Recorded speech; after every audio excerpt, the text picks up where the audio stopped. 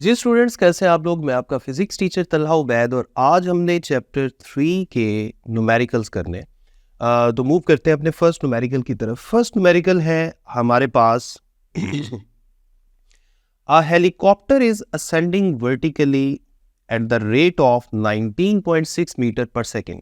ये उसने हेलीकॉप्टर की ऊपर की तरफ मूव करने की यानी असेंड करने की वेलोसिटी बताई है।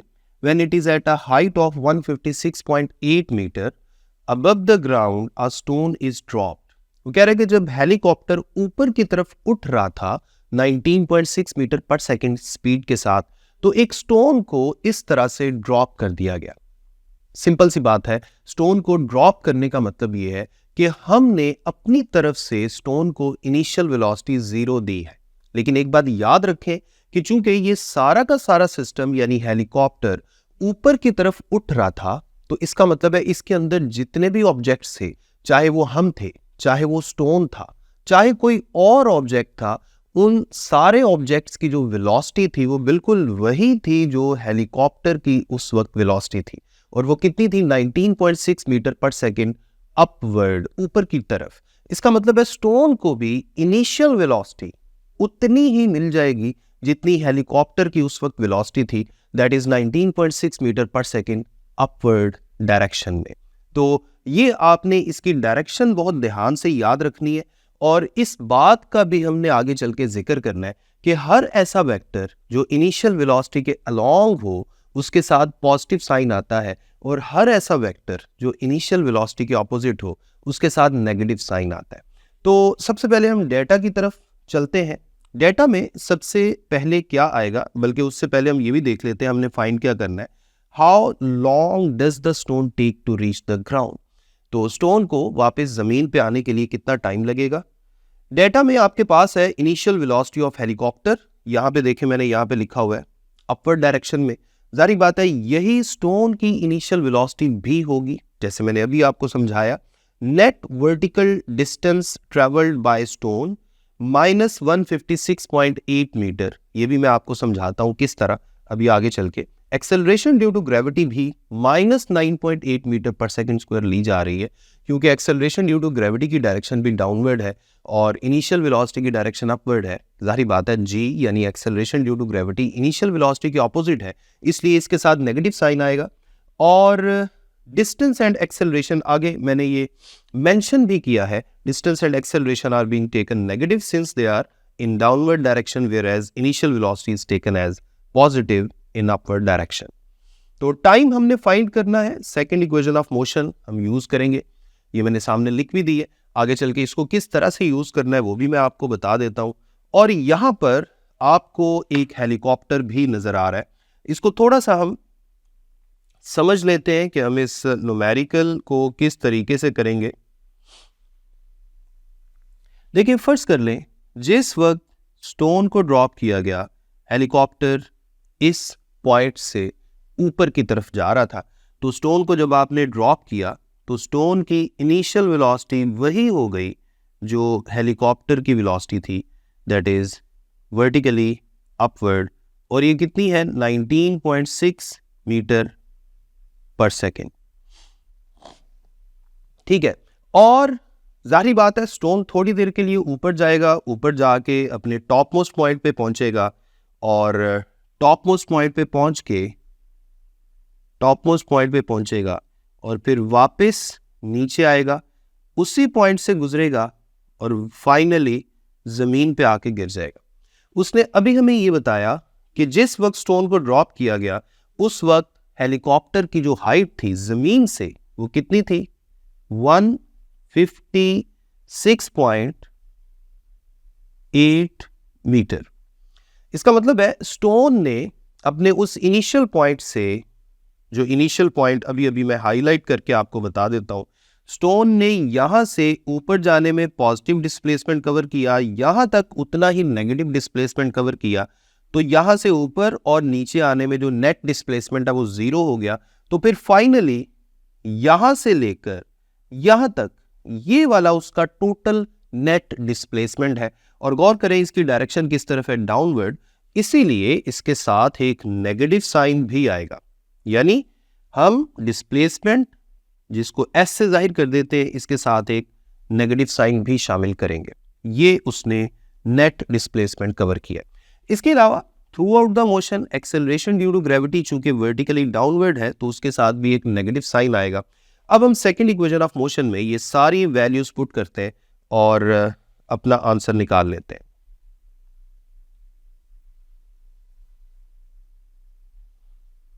जी, यहां हम सॉल्व कर लेते हैं।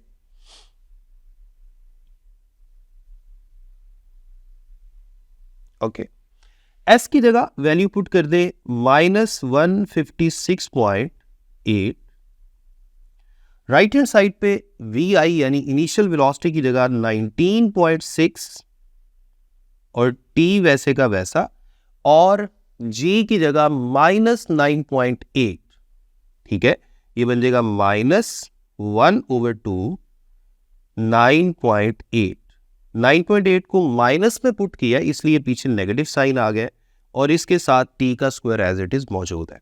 जब आप इसको थोड़ा सा सिंप्लीफाई करेंगे तो ये बनेगा 19.6 टी माइनस 4.9 टी का स्क्वायर, और लेफ्ट हैंड साइड पे -156.8 एज इट इज मौजूद है। ठीक है, अब एक काम करना है, आप गौर करें, ये जो सामने आपको इक्वेशन नजर आ रही है, ये टाइम, इसमें जो वेरिएबल है वो टाइम है और टाइम की ज्यादा से ज्यादा पावर यहाँ पे 2 है। इसका मतलब है हम इस इक्वेशन को क्वाड्रेटिक इक्वेशन कह सकते हैं। आपने क्वाड्रेटिक इक्वेशन को सॉल्व करने के लिए ये सीखा था कि जो स्क्वायर वाली टर्म है उसको पॉजिटिव रखने की हमने कोशिश करनी है। तो मैं एक काम करने लगा हूँ, जितनी भी टर्म्स हैं उनको लेफ्ट हैंड साइड पे ले आता हूँ ताकि कम से कम स्क्वायर वाली टर्म पॉजिटिव हो जाए। स्क्वायर वाली टर्म इस तरफ आएगी तो वो +4.9 बन जाएगी, +4.9 टी का स्क्वायर, और टी वाली टर्म इस तरफ आएगी तो -19.6 टी बन जाएगा, और ये वाली टर्म पहले ही इस तरफ है 156.8 is equal to 0। Right hand side पे 0 आ गया। अब मैं एक काम करने लगा हूं, मैं दोनों तरफ डिवाइड करने लगा हूं 4.9 से। ठीक है, यानी डिवाइड कर दें दोनों तरफ 4.9 बोथ साइड्स।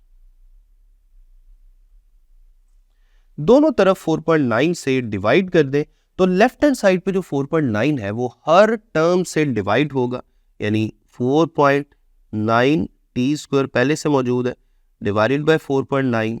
इसी तरह -19.6 टी पहले से मौजूद है डिवाइडेड बाय 4.9। इसी तरह -156.8 पहले से मौजूद है डिवाइडेड बाय 4.9, और राइट हैंड साइड पे भी 0 डिवाइडेड बाय 4.9। हमने दोनों तरफ 4.9 से डिवाइड कर दिया। अब जारी बात है 0 से 4.9 जब डिवाइड होगा तो कोई फर्क नहीं पड़ेगा, राइट हैंड साइड पे तो 0 ही रहेगा। यहाँ पे 4.9 और ये 4.9 कैंसिल हो गया। इसके अलावा बाकियों को जब हम सिंप्लीफाई करेंगे तो हमारे पास जो क्वाड्रेटिक इक्वेशन की फाइनल फॉर्म बनेगी वो कुछ इस तरह से बनेगी, टी स्क्वायर माइनस यहाँ पे आ जाएगा 4t और यहाँ आ जाएगा 156.8 को जब 4.9 से डिवाइड करेंगे तो आपके पास 32 बनेगा और राइट हैंड साइड पे 0। अब यहाँ से आपने क्या करना है, -32 ये जो कांस्टेंट वाली टर्म है इसको टी स्क्वायर के कोफिशिएंट यानी 1 से मल्टीप्लाई करें तो क्या बनता है -32। अब हमने -4t के -4 के दो पेयर बनाने इस तरह से कि उनको अगर ऐड करें तो -4 बने और मल्टीप्लाई करें तो -32 बने। तो उसके लिए मुझे एक -8 चाहिए होगा और दूसरा +4 चाहिए होगा। अब आप देखें इनको मल्टीप्लाई करने पे -32 बन रहा है और ऐड करने पे -4 बन रहा है। इसका मतलब है हमारे पास जो -4t है इसको हम दो टुकड़ों में लिख सकते हैं, -8t और +4t करके -32 एज इट इज आ गया। अब इसमें से t कॉमन आ गया पहली दो टर्म्स में से, ब्रैकेट में t -8 आ जाएगा और फिर यहाँ 4 कॉमन आ गया और ब्रैकेट में t -8 ही आ जाएगा। अब t -8 दोबारा से कॉमन आ गया और फर्दर ब्रैकेट्स में t+4 बच गया और राइट हैंड साइड पे 0। अब जब दो वैल्यूज आपस में मल्टीप्लाई करके 0 आंसर दे रही है तो इसका मतलब ये होता है कि या तो फर्स्ट वाली 0 है या सेकंड वाली 0 है। ये मैं यहां पे आगे करने लगा हूं, यहां पे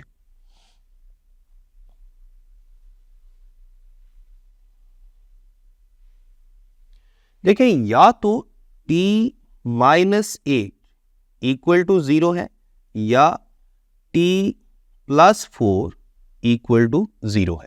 अब अगर t-8 0 के इक्वल है तो यहां से t इक्वल आ जाता है 8 सेकंड के। इसको आप जब 8 को राइट हैंड साइड पे लेके जाएंगे तो वो पॉजिटिव हो जाएगा। इसी तरह अगर t+4 0 के इक्वल है तो t की वैल्यू आ जाती है -4 सेकंड। लेकिन ये बात याद रखें कि ये जो -4 सेकंड है ये आंसर आना पॉसिबल नहीं है, क्योंकि टाइम कभी भी नेगेटिव नहीं होता। तो इसका मतलब है दिस इज नॉट पॉसिबल। हमारा जो करेक्ट आंसर है दैट इज 8 सेकेंड, क्योंकि यही पॉजिटिव आंसर आया है और यही हमारा रिक्वायर्ड आंसर है। So this is correct answer 8 second. अब हम मूव करते हैं अपने नेक्स्ट न्यूमेरिकल की तरफ। यूजिंग द फॉलोइंग डेटा, यहाँ पे एक डेटा गिवन है जिसमें वेलोसिटी की वैल्यूज हैं और कॉरेस्पॉन्डिंग टाइम की वैल्यूज गिवन है। इस डेटा के मुताबिक हमने इनिशियल एक्सेलरेशन फाइंड करना है, हमने फाइनल एक्सेलरेशन फाइंड करना है और total distance travelled by the motorcyclist ये फाइंड करना है। तो सबसे पहले तो हमने ये ग्राफ बना लिया। ये ग्राफ किस तरह बनाया मैं आपको एक दफ़ा बता देता हूँ।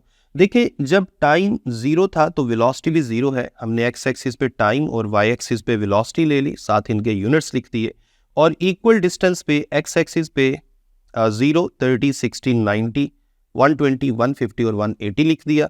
उसके बाद वाई एक्सिस पे 5 का डिफरेंस डाल के हमने इस तरह से 0, 5, 10, 15, 20 इस तरह से लिख दिया। उसके बाद हमने इन वैल्यूज़ को देखा। जब वेलोसिटी 0 है उस वक्त टाइम एक्चुअली 0 है, यानी 0 टाइम पे वेलोसिटी भी 0 है, तो पहला पॉइंट यहाँ पे आ गया। उसके बाद 30 सेकंड पे वेलोसिटी 10 है, तो 30 सेकंड पे यहाँ 30 है और यहाँ 10 है, इन दोनों को इस तरह मिलाया तो दूसरा पॉइंट यहाँ आ गया। इसी तरह 20 वेलोसिटी है 60 सेकंड पे, 60 पे वेलोसिटी है 20, तो तीसरा पॉइंट ये आ जाएगा। इसी तरह 20 पे 90 सेकंड पे वेलोसिटी 20 ही है, 90 पे भी 20 ही है। इसी तरह 120 सेकंड पे भी 20 ही है, अगला पॉइंट ये आएगा। और 150 पे भी 20 ही है। लेकिन जैसे ही टाइम 180 सेकंड होता है वेलोसिटी एकदम 0 हो जाती है, तो अगला पॉइंट ये आ गया। जब आप इन सारे पॉइंट्स को ज्वाइन करेंगे, यानी एक पॉइंट यहाँ आया था, एक यहाँ, एक यहाँ, एक यहाँ, इसी तरह एक यहाँ, यहाँ नहीं आया और एक यहाँ, इन सब को मिलाया तो मेरे पास ये ग्राफ बन गया। तो ये ग्राफ हमने इस तरीके से बनाया है। इसको हम थोड़ा सा आगे लेकर चलते हैं। The velocity time graph of given data is shown in the figure. Graph से हमने क्या क्या फाइंड करना है? Initial acceleration. अगर आप इनिशियल एक्सेलरेशन की बात करें तो गौर करें, ओ से लेकर ए तक वेलोसिटी में इजाफा हो रहा है, ठीक है, यानी टाइम के साथ साथ वेलोसिटी में इजाफा हो रहा है। तो इस वक्त पॉजिटिव एक्सेलरेशन है, इसका मतलब है हमने ये इनिशियल एक्सेलरेशन फाइंड करना है। ए से लेकर बी तक वेलोसिटी यूनिफॉर्म है, गौर करें, ना इसमें इजाफा हो रहा है ना कमी हो रही है। इसका मतलब है इस वक्त एक्सेलरेशन 0 है। लेकिन फाइनल एक्सेलरेशन कब है? जब बी से लेके आप ये फाइनल पॉइंट इस पॉइंट तक की बात करते हैं, यहाँ पे वेलोसिटी में कमी आ रही है। इसका मतलब है जो बाद में एक्सेलरेशन पैदा हुआ है वो इस पॉइंट पे पैदा हुआ है, यानी बी से लेकर यहाँ तक। इस पॉइंट को चले आगे चल के मैं सी से जाहिर कर दूंगा। बी से लेके सी तक फाइनल एक्सेलरेशन आ रहा है, तो ये हमने फाइंड करना है पार्ट बी में। द फाइनल एक्सेलरेशन और distance, total distance travelled by the motorcycle. हम जानते हैं कि area under VT graph gives us distance, ये भी आगे चल के हम फाइंड कर लेते हैं, राइट। अब इसको थोड़ा सा हम छोटा करके लिख लेते हैं। यहाँ पे हम सॉल्यूशन इसका लेंगे जी, यहां हम इसको सॉल्व कर लेते हैं। सबसे पहले पार्ट ए, सॉल्यूशन में सबसे पहले हमारे पास आ जाता है पार्ट ए। पार्ट ए क्या था? पार्ट ए था असल में इनिशियल एक्सेलरेशन। इनिशियल एक्सेलरेशन को मैं ए आई से जाहिर कर रहा हूं, और इनिशियल एक्सेलरेशन क्या था, ये ओ से लेके ए तक वाला जो ग्राफ था इसकी स्लोप थी। ठीक है, इस पॉइंट को मैं सी से जाहिर कर लेता हूं, राइट। और इसकी स्लोप को मैं ऐसे भी लिख सकता हूं, change in Y coordinate divided by change in X coordinate. अब यहां पे याद रखें कि ओ से लेके ए तक की अगर बात की जाए तो ए फाइनल पॉइंट है और ओ इनिशियल पॉइंट है। तो इसके लिए अगर मैं डेल्टा वी ओपन करके लिखूं तो ये बनेगा V F minus V I divided by T F minus T I. अब यहां पे वी एफ की जगह हम लिखेंगे वेलोसिटी एट फाइनल पॉइंट, और वो यहां पे कितनी है, वो 20 है, ये जो आप देख रहे हैं। तो यहां पे आएगा 20 माइनस इनिशियल वेलोसिटी कितनी थी, 0, इनिशियल की जगह 0 आ गया, डिवाइडेड बाय फाइनल टाइम कितना है 60 सेकेंड, और नीचे 60 आ जाएगा माइनस इनिशियल टाइम की जगह 0, क्योंकि इनिशियल टाइम यहां भी 0 है। ठीक है, ये आपके पास आ गया 20 डिवाइडेड बाय 60। इसको जब आप सिंप्लीफाई करेंगे तो आपके पास फाइनल आंसर आएगा 0.33, और एक्सेलरेशन का ऐसा यूनिट क्या होता है, मीटर पर सेकेंड स्क्वायर। तो ये आपके पास फर्स्ट आपका आंसर आ गया, दैट इज इनिशियल एक्सेलरेशन। तो इसे मैं हाईलाइट कर रहा हूं, ये इनिशियल एक्सेलरेशन है। अब मैं बात करने लगा हूं फाइनल एक्सेलरेशन की। फाइनल एक्सेलरेशन जो पार्ट बी में उसने पूछा है,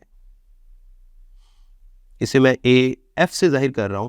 ये भी असल में delta we over delta T के ही बराबर है, और ये ग्राफ के बी सी वाले पोर्शन की स्लोप बेसिकली हम निकालने जा रहे हैं।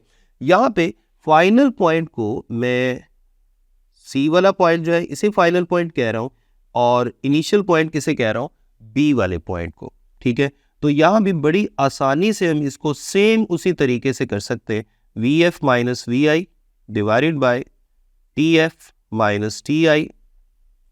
और यहाँ पे फाइनल पॉइंट क्या है, यहाँ पे फाइनल पॉइंट है सी पॉइंट, और सी पॉइंट पे गौर करें, यहाँ पे वेलोसिटी कितनी है, सी पॉइंट पे वेलोसिटी है 0, 0 माइनस इनिशियल पॉइंट यहाँ पे क्या है, पॉइंट बी, और पॉइंट बी के सामने वेलोसिटी 20 ही है, तो 0 minus 20 divided by final point पे टाइम कितना है 180 सेकेंड। 180 में से आप इनिशियल पॉइंट, ये जो पॉइंट बी है, इसके कोरिस्पॉन्डिंग ये वाला टाइम यानी 150 माइनस करेंगे तो आपके पास आपका आंसर आएगा। ऊपर आ जाएगा -20, और नीचे है 180 में से 150 माइनस किया 30 आ गया, और इसको जब हम सिंप्लीफाई करेंगे तो आपके पास -0.67 मीटर पर सेकेंड स्क्वायर ये एक्सेलरेशन आ जाएगा। और गौर करें यहाँ पे जो एक्सेलरेशन आ रहा है ये नेगेटिव आ रहा है, क्यों, क्योंकि यहाँ वेलोसिटी में कमी हो रही थी, और हम जानते हैं वेलोसिटी में अगर कमी हो तो that acceleration should be negative acceleration. तीसरी और आखिरी चीज जो उसने पूछी है वो है distance covered by the motorcycle. Distance जो है हम जानते हैं, डिस्टेंस यानी एस किसके इक्वल होता है, area under VT graph. Velocity time graph के नीचे नीचे जो एरिया होता है यही असल में डिस्टेंस होता है। और आप गौर करें, आपका ये जो वेलोसिटी टाइम ग्राफ है, ये जो आपका वेलोसिटी टाइम ग्राफ है, इसको मैं हाईलाइट भी कर देता हूं। इसके नीचे नीचे ये सारा का सारा एरिया आ रहा है जिसे मैंने अभी अभी हाईलाइट किया है, ये देखें। और ये जो शक्ल बन रही है ये मैथमेटिक्स की एक 4 साइडेड फिगर है जो आपने स्कूल क्लासेस में पढ़ी भी थी, ट्रैपिज्म। सो दिस इज ट्रैपिज्म, और इसी का एरिया हमने फाइंड करना है। यानी मैं कह सकता हूं दिस इज एक्चुअली एरिया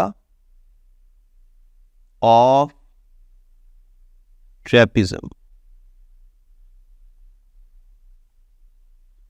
और इसका नाम हम रख देते हैं OABC। और ट्रेपेजियम के एरिया का फॉर्मूला होता है half multiplied by sum of parallel sides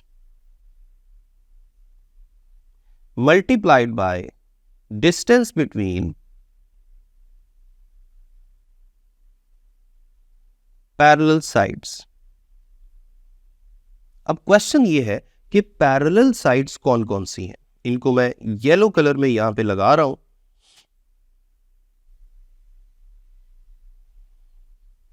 देखें, एक तो ये साइड है, ये सारी साइड यानी O से लेकर C तक और एक A से लेकर B तक, ये दोनों साइड जो है ये गौर करें आपस में पैरेलल है।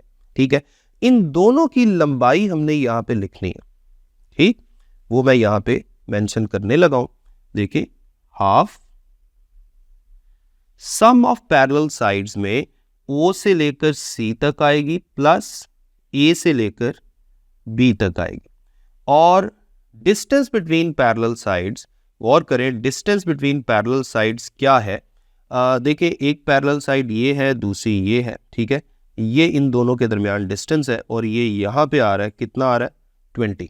ठीक है, ट्रेपेजियम के इंट्रोडक्शन मैंने आपको नहीं बताया, ये ऐसी 4 साइडेड फिगर होती है जिसमें 2 साइड्स आपस में पैरेलल होती हैं और बाकी 2 ऑपोजिट साइड्स आपस में नॉन पैरेलल होती हैं। ठीक है, तो 2 पैरेलल साइड्स के दरमियान जो टोटल डिस्टेंस है जो अभी अभी हम पुट करने जा रहे हैं वो ये सारा का सारा है और वो कितना है 20। तो इसलिए यहां पे हम कितना लिखेंगे 20।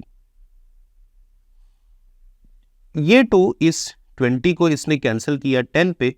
O से लेकर C तक का जो फासला है, यहां से लेकर यहां तक सारा का सारा जो डिस्टेंस है, दिस इज एक्चुअली 180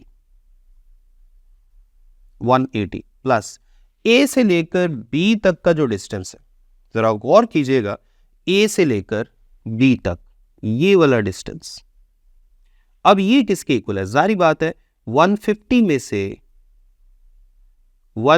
में से 60 को माइनस करेंगे तो आपको ये वाला डिस्टेंस पता चल जाएगा और ये कितना आ रहा है 90 आ रहा है। तो इसलिए यहां पर मैं 90 मेंशन करने लगा हूं। मल्टीप्लाइड बाय 10 ऊपर से चल रहा है। अब 180 में 90 ऐड करें तो 270 बनेगा। 270 को आप 10 से मल्टीप्लाई करें तो आपके पास 2700 आ जाएगा। और जारी बात है डिस्टेंस का ऐसा यूनिट मीटर होता है, इसे अगर आप किलोमीटर में लिखेंगे तो 1000 से डिवाइड करेंगे तो आपके पास 2.7 किलोमीटर आंसर आ जाएगा। So this is distance covered by the object. इसे भी मैं हाईलाइट कर देता हूं, बॉक्स में लिख देता हूं। तो ये था आपका सेकंड न्यूमेरिकल। हमारा थर्ड न्यूमेरिकल है जिसमें वो कह रहे हैं a proton moving with a speed of 1 × 10⁻⁷ metre per second. ये प्रोटॉन की इनिशियल स्पीड है। ये एक पेपर है जिसकी थिकनेस उसने बताई है। यानी फर्ज कर लें इस तरह से एक पेपर है, प्रोटॉन इस तरफ से आया, दूसरी साइड से बाहर निकल गया। तो पेपर की अगर इस पेपर की थिकनेस मैं इस तरह से कंसिडर करूं तो इनिशियल स्पीड vi और फाइनल स्पीड vf होगी। यानी ये vf है और ये vi है और ये वो डिस्टेंस है जो प्रोटॉन ने कवर किया, यानी पेपर की थिकनेस को हम डिस्टेंस बोलेंगे।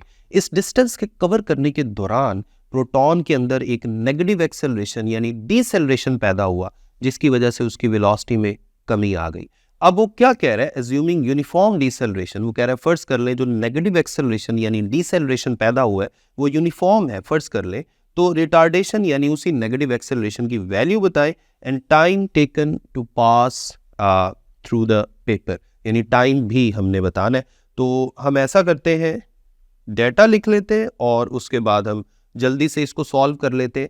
डेटा में आपके पास इनिशियल स्पीड आ गया, फाइनल स्पीड आ गया, डिस्टेंस कवर्ड जो है ये बिल्कुल वही, थिकनेस है 0.02 सेंटीमीटर, सेंटी की जगह हमने 10⁻⁻² लिख दिया। ये इनिशियल स्पीड थी जो यहाँ पे उसने बताई है 1 × 10⁻⁷। फाइनल स्पीड जो पेपर से निकलने के बाद है और रिटार्डेशन और टाइम, ये 2 चीज़ें हमने फाइंड करनी है। तो इसको हम बड़ी आसानी से सॉल्व कर सकते हैं। सोल्यूशन में क्या कुछ आएगा, सोल्यूशन में सबसे पहले तो हम third equation of motion use करेंगे।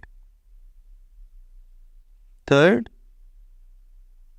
Equation of motion, third equation of motion कहती है 2as is equal to vf square minus vi square.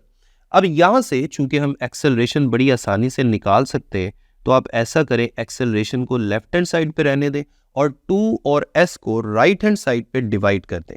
तो ये बन जाएगा 1/2s और ब्रैकेट के अंदर vf square minus vi square, ऐसे का ऐसा आ जाएगा। यहां अब आप वैल्यूज पुट कर दें, s की जगह आ जाएगा 0.02 जो पेपर की थिकनेस थी मल्टीप्लाइड बाय 10⁻⁻², और vf की जगह आ जाएगा जो फाइनल वेलोसिटी थी 2 × 10⁻6 का स्क्वायर माइनस, और vi की जगह 1 × 10⁻7 इस सारे का स्क्वायर, और ये सारा ब्रैकेट में बंद कर दिया। जब आप इस सबको सॉल्व करते हैं, सबसे पहले आपने क्या करना है, आपने ये स्क्वायर फाइंड करना है, फिर ये स्क्वायर फाइंड करेंगे, उनको आपस में माइनस करेंगे, जो आंसर आएगा उसको इस वैल्यू से डिवाइड करेंगे, तो फिर आपके पास फाइनल आंसर आएगा एक्सेलरेशन का, और ये आंसर नेगेटिव में आएगा क्योंकि आप छोटी वैल्यू में से बड़ी वैल्यू को माइनस कर रहे हैं। तो ये नेगेटिव एक्सेलरेशन जो है ये आएगा -2.4 मल्टीप्लाइड बाय 10⁻17, और एक्सेलरेशन का यूनिट क्या होता है, metre per second square. So this is negative acceleration, जो आपका फर्स्ट आंसर आ गया। इसको आप हाईलाइट कर देते हैं। इसके बाद हम पार्ट बी, जो दूसरी चीज उसने पूछी है वो थी टाइम। टाइम फाइंड करने के लिए मैं first equation of motion use करूंगा। फर्स्ट इक्वेशन ऑफ मोशन, बताएं फर्स्ट इक्वेशन ऑफ मोशन क्या कहती है। Final velocity vf is equal to initial velocity vi plus at। अब यहां से आप एक काम करें, इनिशियल वेलोसिटी को लेफ्ट हैंड साइड पे ले जाएं, ये बन जाएगा vf माइनस vi, और राइट हैंड साइड पे at है। अब a को लेफ्ट हैंड साइड पे डिवाइड कर दें, क्योंकि राइट हैंड साइड पे a मल्टीप्लाई हो रहा है, तो आपके पास टाइम का फाइनल फॉर्मूला आ जाएगा vf minus vi divided by a। अब आप वैल्यूज पुट कर दें, vf की जगह जैसे यहाँ पे फाइनल वेलोसिटी गिवन है 2 मल्टीप्लाइड बाय 10⁻6, और इसमें से आपने माइनस कर देना है इनिशियल वेलोसिटी यानी 1 × 10⁻7, और डिवाइड कर दें एक्सेलरेशन जो अभी अभी हमने कैलकुलेट की है, नेगेटिव एक्सेलरेशन -2.4 मल्टीप्लाइड बाय 10⁻17। अब आप गौर करें, ऊपर अगर आप ऊपर वाली वैल्यूज की बात करें, ये छोटी वैल्यू है, छोटी में से बड़ी वैल्यू को माइनस करेंगे तो ऊपर नेगेटिव आंसर आएगा, नीचे भी नेगेटिव आंसर है, ऑटोमेटिकली ऊपर वाला नेगेटिव नीचे वाले नेगेटिव को कैंसिल करेगा, तो इस वजह से टाइम का आंसर याद रखें पॉजिटिव ही आएगा, और ये जो पॉजिटिव आंसर है that would be 3.3 multiplied by 10⁻⁻11 second. ये आपके पास टाइम का आंसर आ गया, जो आपका इस न्यूमेरिकल का सेकेंड आंसर है। तो ये था आपका थर्ड न्यूमेरिकल।